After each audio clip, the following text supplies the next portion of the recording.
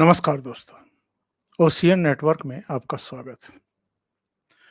नई दिल्ली में जी20 सम्मेलन शुरू होने में मात्र 2.5 दिन का समय बचा हुआ था और तब पता लगा कि प्रधानमंत्री नरेंद्र मोदी जकार्ता के लिए रवाना हो गए हैं। इंडोनेशिया में आसियान देशों का जो सम्मेलन है उसमें भाग लेने के लिए रवाना हुए हैं। 24 घंटे के भीतर आसियान देशों के सम्मेलन में भाग लेने के बाद वो नई दिल्ली लौट आते हैं और उसके बाद जो उनके मंत्री हैं, जो उनके अधिकारी हैं, जो शेरपा हैं, दूसरे इस आयोजन से जुड़े हुए नौकरशाह हैं, उनसे तैयारियों की समीक्षा में जुट जाते हैं। अलग-अलग राष्ट्रों के जो प्रमुख हैं, एक-एक करके वो नई दिल्ली के अंतर्राष्ट्रीय एयरपोर्ट पर लैंड करना शुरू करते हैं। अमेरिका के राष्ट्रपति जो बाइडेन 1 दिन पहले ही भारत पहुंच जाते हैं और हवाई अड्डे पर लैंड करने के बाद होटल नहीं जाते हैं जहां उनको रुकना था, वो सीधे प्रधानमंत्री नरेंद्र मोदी के सरकारी आवास पर पहुंचते हैं और वहां दोनों के बीच जो गर्मजोशी देखने को मिलती है, जो विश्वास देखने को मिलता है, वो एक अलग ही कहानी बयान करता है। प्रधानमंत्री के आवास पर दोनों की बाइलैटरल मीटिंग होती है, शिखर वार्ता होती है, जिसमें दोनों पक्षों के अधिकारी शामिल होते हैं। बाद में पता चलता है कि कुछ महत्वपूर्ण मुद्दों पर फाइनल टॉक्स हो गई हैं, जिनके बारे में भारत काफ़ी समय से प्रतीक्षा कर रहा था। और जब पिछली बार अमेरिका का टूर हुआ था प्रधानमंत्री नरेंद्र मोदी का, जिसमें उन्होंने अमेरिकन संसद को भी संबोधित किया था, तब भी इन मुद्दों पर चर्चाएं हुई थी। उनको अंतिम रूप नहीं दिया गया था, अंतिम रूप दे दिया गया।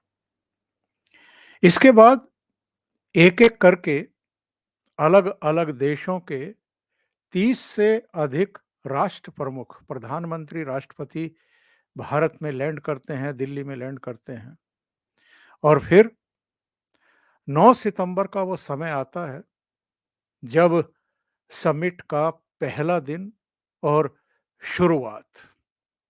इससे पहले जिस भारत मंडपम में ये समिट होना होता है, उसका भव्य स्वरूप भारतवासियों के सामने भी और दुनिया के सामने भी प्रकट होता है और एक-एक करके फिर चीजें अपना आकार लेती हैं, अपना रूप लेती हैं।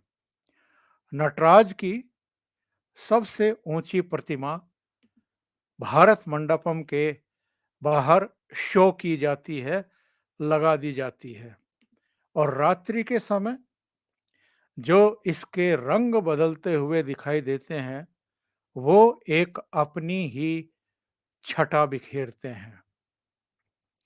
और जब एक-एक करके प्रधानमंत्री ने समिट में पहुंचने वाले राष्ट्र प्रमुखों की अगवानी करनी शुरू की, तो हमने देखा कि जहां वो खड़े थे, उसके ठीक पीछे की तरफ जो उड़ीसा का सूर्य मंदिर है, कोणार्क, उसकी एक छवि वहां पर अंकित थी, जो एक्चुअल में समय का प्रतीक है, काल का प्रतीक है।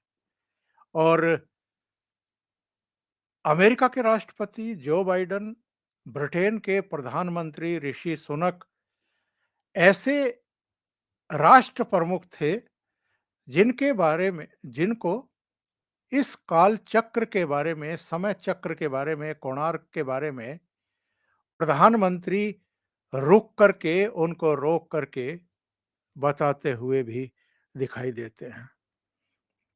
शाम को जब डिनर के लिए ये सब राष्ट्र प्रमुख वापस अपने होटलों से भारत मंडपम पहुंचते हैं, उसके बाद जो बैकग्राउंड है वो चेंज हो जाती है। और इस बैकग्राउंड में अगर आप देखें तो राष्ट्रपति जो बाइडेन, हमारी राष्ट्रपति द्रौपदी मुर्मू और प्रधानमंत्री नरेंद्र मोदी उस बैकग्राउंड के साथ दिखाई देते हैं। ये बैकग्राउंड क्या है? ये बिहार में स्थित नालंदा में जो यूनिवर्सिटी हुआ करती थी 10वीं 12वीं सदी में, ये उसका खंडहर है।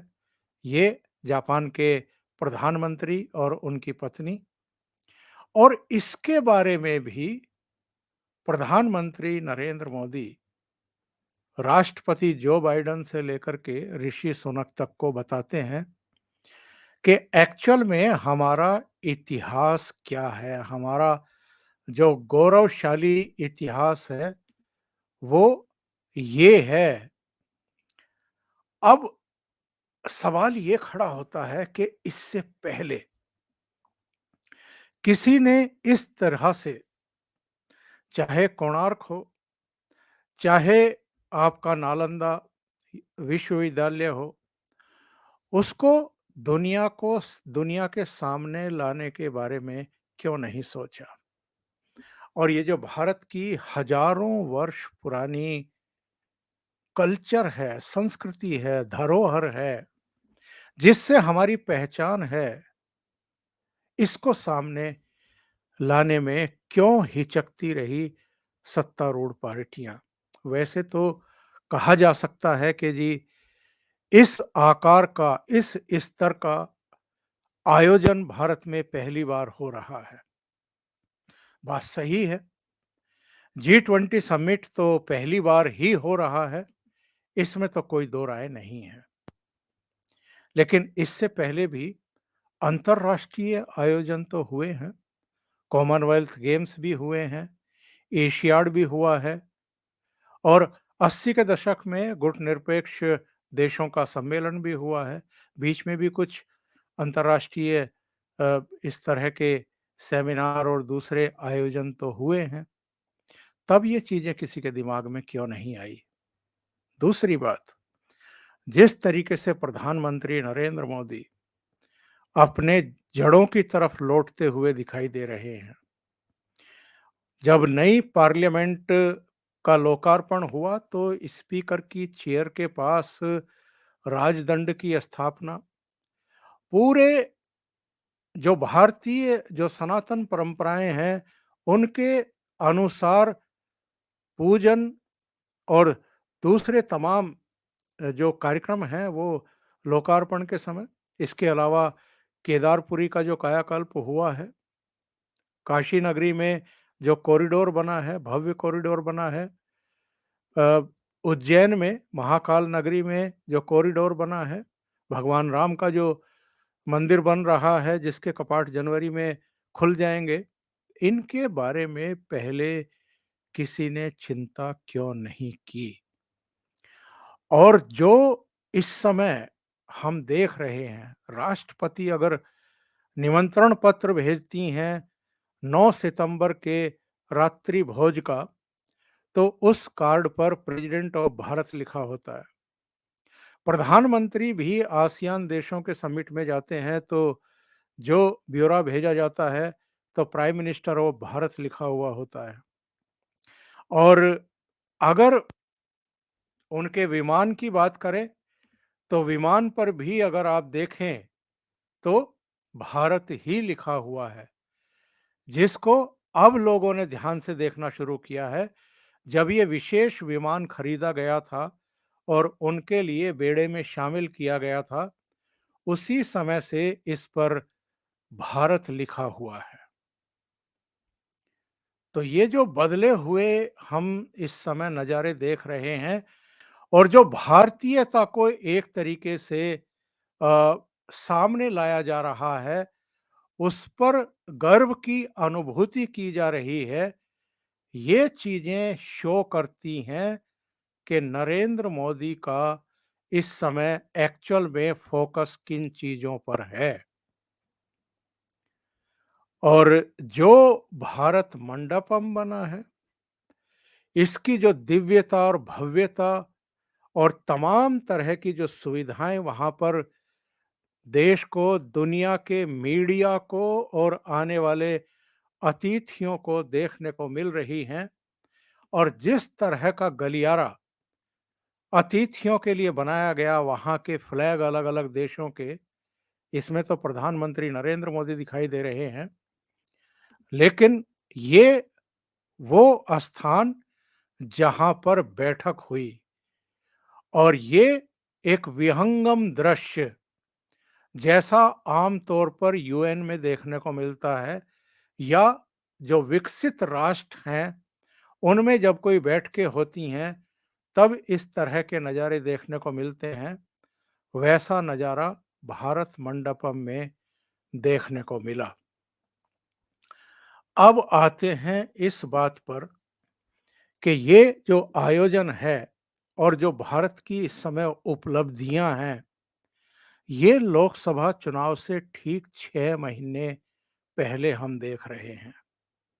अभी कुछ ही समय पहले 23 अगस्त को चंद्रयान 3 चंद्रमा की सतह पर सफलतापूर्वक सॉफ्ट लैंडिंग करने में कामयाब रहा। उसके बाद हम बार बार मीडिया में विक्रम लैंडर के बारे में और प्रज्ञान रोवर के बारे में सुनते रहे। वो एक दूसरे की सेल्फी, एक दूसरे के चित्र उतार करके भेज रहे थे। बहुत सारे रिसर्च वर्क उन्होंने किए हैं जिसकी जानकारी उन्होंने इसरो के वैज्ञानिकों को भेजी है। इस बीच एक और उपलब्धि, मिशन सूर्य के लिए आदित्य L1 सफलतापूर्वक लॉन्च हुआ, जो इस समय पृथ्वी से करीब 40-42 हजार किलोमीटर दूर पृथ्वी की कक्षा में है, और कुछ समय बाद वो सूर्य की ओर अग्रसर हो जाएगा। इससे भी, और जो चंद्रयान 3 गया है उससे भी दुनिया के लिए बहुत सारी ऐसी अबूझ पहेलियां मिलने वाली हैं जो इससे पहले कभी नहीं मिली। यानी हम मानव कल्याण के लिए पूरी तरीके से जुटे हुए हैं प्रधानमंत्री नरेंद्र मोदी के नेतृत्व में। तो मैं ये कह रहा था कि अभी केवल 6 महीने बाकी हैं लोकसभा चुनाव में, और जिस तरह का वातावरण इस समय बना हुआ है और भारत की जिस तरीके से प्रतिष्ठा बढ़ रही है, नरेंद्र मोदी का भारत का जो सम्मान बढ़ रहा है, जिस तरीके से दुनिया के 3/4 देशों के प्रतिनिधि यहाँ पहुँचे हैं, जिनकी जीडीपी करीब-करीब 75% है, जिनकी आबादी 80% से अधिक है, और वो राष्ट्र प्रमुख जिस तरीके से आकर के भारत की ओर उम्मीद भरी नज़रों से देख रहे हैं या भारत की प्रशंसा कर रहे हैं, और जो भारत मंडपम की छटा दिखाई दे रही है, उससे तो ऐसा लग रहा है कि ये जो सर्वे, ओपिनियन पोल बीच में आए हैं, जिनमें दिखाया गया था कि फिर से तीसरी बार भी प्रधानमंत्री नरेंद्र मोदी के नेतृत्व में भारतीय जनता पार्टी और एनडीए को स्पष्ट जनादेश मिलने जा रहा है, बहुमत मिलने जा रहा है। अब लगता है कि जो 2014 में 282 सीटें मिली थी, 2019 में 303 सीटें मिली थी, मैं भारतीय जनता पार्टी की बात कर रहा हूँ। ये सीटें कहीं 2024 में बढ़ कर के 325, 350 और इससे ऊपर ना पहुंच जाए। मैं अश्वनी उपाध्याय, जो जाने माने अधिवक्ता हैं सुप्रीम कोर्ट के, उनका एक वीडियो सुन रहा था। उन्होंने क्या कहा, जरा आप भी सुनिए। सकती है, और यह मैं कमरे में बैठ के नहीं कह रहा हूं। भारतीय जनता पार्टी की 300 नहीं बल्कि 400 सीट आ सकती है, और यह मैं कमरे में बैठ के नहीं कह रहा हूं, पूरे देश भर में घूमने की बात कह रहा हूं। इस साल मैं अब तक 80 जिलों में जा चुका हूं। टारगेट मेरा 100 जिलों का है इस साल। पिछले साल भी लगभग मैं 100 जिलों में गया था और इन सारे जगहों पे लोगों से बातचीत करने के बाद, यूनिवर्सिटीज में, कॉलेजेस में युवाओं के साथ डायलॉग करने के बाद मैं पूरी गारंटी के साथ कहता हूं कि भारतीय जनता पार्टी की 300 नहीं बल्कि 400 सीट आ सकती। ये जो वातावरण बन रहा है पूरे देश में और ये जो गर्व की अनुभूति हो रही है, ये जो उम्मीदें जग गई हैं कि हम केवल भारत के लिए नहीं, पूरी दुनिया के लिए चिंतित हैं और भारत अब विश्व मित्र की तरह उभर रहा है और नरेंद्र मोदी की जो लीडरशिप है, जो लोकप्रियता है, वो अब भारत की सीमाओं से आगे निकल गई है। ये एक वातावरण बना रही हैं सारी चीज़ें भारतीय जनता पार्टी के लिए। और जब हम ये कहते हैं कि नरेंद्र मोदी के नेतृत्व में तीसरी बार भी भारतीय जनता पार्टी और एनडीए की सरकार बनेगी, तो फिर हमें ये भी देखना होता है कि विपक्ष में कोई स्पार्किंग है या नहीं है। विपक्ष किस स्थिति में है? तो विपक्ष एकजुटता दिखाने की कोशिश तो कर रहा है पटना, बेंगलुरु, मुंबई में बैठ के करके और बड़ी-बड़ी और ऊंची-ऊंची बातें करके। लेकिन उनके अंतर विरोध भी सामने आ रहे हैं। अरविंद केजरीवाल ने कह दिया है कि पंजाब और दिल्ली में तो हम ही लड़ेंगे, यानी वो कांग्रेस की कोई परवाह नहीं कर रहे हैं। पश्चिम बंगाल में ममता बनर्जी भी मैक्सिमम सीटों पर अपने प्रत्याशी खड़े करेंगी। हो सकता है कि 40 की 40 सीटों पे करें। इसी तरीके से उत्तर प्रदेश में देखें, कहने का आशय ये है कि जो कांग्रेस इस समय फ्रस्ट्रेटेड, हताश, निराश दिखाई दे रही है और उनकी हताशा, निराशा का आप अंदाजा बस इसी से लगा लीजिए कि प्रधानमंत्री नरेंद्र मोदी अगर अमेरिका की यात्रा पर रवाना होने वाले होते हैं, राजकीय यात्रा पर रवाना होने वाले होते हैं और अमेरिकी सीनेट को, पार्लियामेंट को संबोधित भी करने वाले होते हैं, तो वो उनसे 10 दिन पहले अमेरिका में जाकर के रायता फैलाने की कोशिश करते हैं। जिस समय यहाँ G20 सम्मेलन हो रहा है और दुनिया भर के राष्ट्र प्रमुख यहाँ पहुंच रहे हैं, तो 2 ही घटना हुई। एक तो शी जिनपिंग दिल्ली नहीं पहुंचे और दूसरी घटना ये कि राहुल गांधी दिल्ली छोड़ कर के बेल्जियम और ब्रुसेल्स और दूसरे शहरों और देशों की यात्रा पर निकल गए और वहाँ प्रेस कॉन्फ्रेंस करके भारत के लोकतंत्र के बारे में, दलितों पर अत्याचार के बारे में और चीन की प्रशस्ति के वो राग गा रहे हैं बैठ कर के। इससे पता चलता है और देश में उनकी पार्टी के कुछ मुख्यमंत्री और कुछ प्रवक्ता ये गिला शिकवा कर रहे हैं कि साहब मल्लिकार्जुन खड़गे को राष्ट्रपति जी ने डिनर का निमंत्रण पत्र नहीं भेजा जो भारत मंडपम में आयोजित हो रहा है राष्ट्र प्रमुखों के सम्मान में। ये स्थिति हो गई है कांग्रेस की और विपक्ष की। तो ऐसी स्थिति में नरेंद्र मोदी को तीसरी बार विपुल बहुमत से वापसी से कौन रोक सकता है? अभी के लिए इतना ही। बहुत-बहुत धन्यवाद। अगर आपको ये चैनल और इसके कंटेंट पसंद आ रहे हैं तो लाइक करें, कमेंट करें, वीडियो को शेयर भी करें। अभी तक अगर आपने ये चैनल सब्सक्राइब नहीं किया है तो सब्सक्राइब कर लें और साथ में लगे बेल आइकॉन को दबा दें ताकि आगे आने वाले वीडियो और उनके नोटिफिकेशन आप तक पहुंचते रहें। बहुत-बहुत धन्यवाद। नमस्कार।